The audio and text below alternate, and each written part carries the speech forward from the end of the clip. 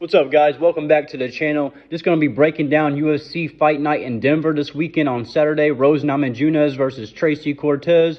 And the next matchup we're going to be getting into is Gabriel Bonfim versus Ange Loosa. And looking at it on paper, I'm going to come right out and say I got Bonfim winning this. He started off 3-0, all three submissions in his first UFC fights. And, of course, he lost his last fight to Nicholas Dalby by TKO, where it looked like he kind of got gassed. I think he was riding that wave of first round early finishes to where he didn't really expect to go into later rounds, especially against a guy like Nicholas Dalby. And let's get real, Dalby's always a tough opponent for anybody. He's not the best fighter, but he's always a tough opponent to get by. He's not an easy fight by any means.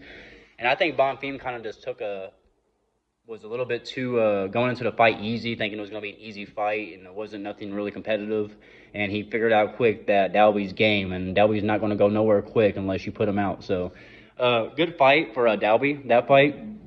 But before that, like I said, Bonfim was 3-0, all submissions, and quick submissions too, and dominant fights. So, looking at the matchup for him, I think it's going to be an easy fight, honestly. I know Ange Loosa is a thick, smaller guy, so he's hard to get in on as far as, like, taking him down and get him to the ground. But Bonfim also has a better striking, I feel like. And honestly, guys, Ange Loosa is a bum. We saw last fight with Brian Battle, how he got poked in the eye, and then the fight got stopped because he said he couldn't see. Brian Battle calls him out on his bullshit, and then 10 seconds later, Ange Loosa's eyes wide open. And before this, let me remind you, before the confrontation started after the fight with Brian Battle and Ange Loosa's eye was like closed shut, and he just kept touching it, and he couldn't open it. His eye would not open at all. But as soon as Brian Battle called him a fake pussy about it and got mad and got in his face about it, Ange Loosa's eye opened straight up, wider than ever. He was threatening to kill Brian Battle, said, "I kill you multiple times, and I'll you up, and this and that." His eye was wide open. You can go back and watch the confrontation after the fight, the post-fight. So he was definitely faking. I don't care what nobody says. Ange Loosa was faking. He wanted out of that fight because Brian Battle was teeing off on him. Brian Battle was just landing everything. I mean, he was really messing up Ange Loosa. So he was looking for a way out, and he exposed himself. Funny enough, nobody else exposed him. He exposed himself by letting his anger get the best of him from Brian Battle calling him a pussy. And his eye opened straight up, and he was ready to go back into fighting again. It's like, where was that energy at before the fight got stopped? Because before the fight got stopped, you told the ref you couldn't see, and you're sitting there with your eye half closed, rubbing your eye, saying, "I can't see." And then all of a sudden, you're ready to fight again, eye wide open. So, yeah, I lost a lot of respect for Ange Loosa, and I'm not going to pick him in this fight.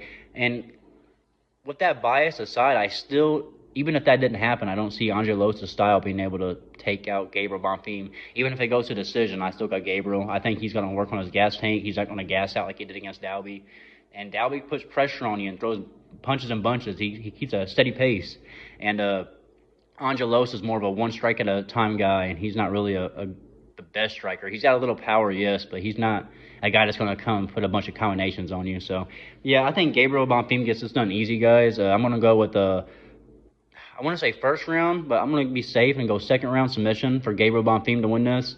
And after that, I think we'll see him rise back up and get some better contenders because he was 3-0, looking really dominant, like I said, before that Dalby loss. So, Bonfim by second round submission. If you guys like it, like the video, comment down below with your opinions, and subscribe, please, and I'll see you guys next time.